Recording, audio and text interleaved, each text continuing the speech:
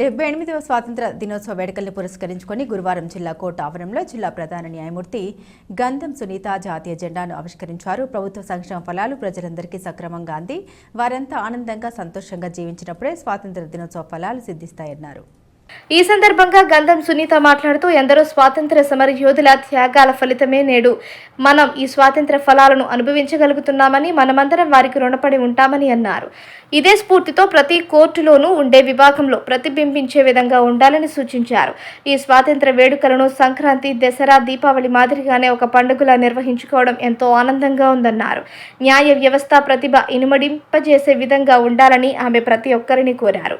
ఈ సందర్భంగా స్వాతంత్ర వేడుకల్లో పాల్గొన్న న్యాయమూర్తులకు, న్యాయవాదులకు, సిబ్బందికి శుభాకాంక్షలు తెలియజేశారు. మనం 77 సంవత్సరాలు స్వాతంత్ర్యం వచ్చి 77 సంవత్సరాలు పూర్తి చేసుకుని 78వ సంవత్సరంలో అడుగుపెట్టాము. ఈ సందర్భంగా మనము ఇంత స్వేచ్ఛగా జీవితాన్ని గడుపుతున్నామంటే అన్ని రకాలుగా ఎంతో మంది అమరవీరులు వాళ్ళ ప్రాణాన్ని త్యాగం చేసి మనకు స్వాతంత్ర్యాన్ని తీసుకురావడం జరిగింది.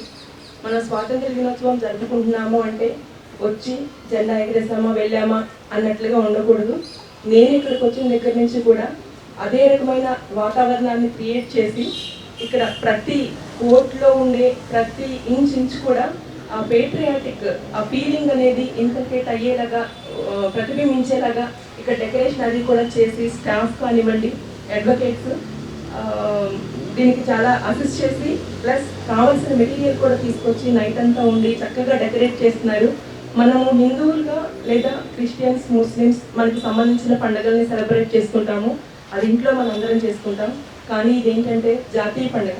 మనకి నరనరాల్లోంచి గూస్ బంప్స్ వచ్చి లాగా మనం నేషనల్ యాంథమ్ కానివ్వండి, వందే మాత్రం కానివ్వండి, అది ఎందుకు ఎలా వచ్చింది అనే దాన్ని అర్థం చేసుకుంటూ నరనరాల్లో జీర్ణించుకునేలాగా మనం ఎవ్రీ ఇండిపెండెన్స్ డే కానీ, రిపబ్లిక్ డే కానీ ఇలాంటి నేషనల్ ఫెస్టివల్స్ అనేవి తప్పకుండా జరుపుకోవాలి.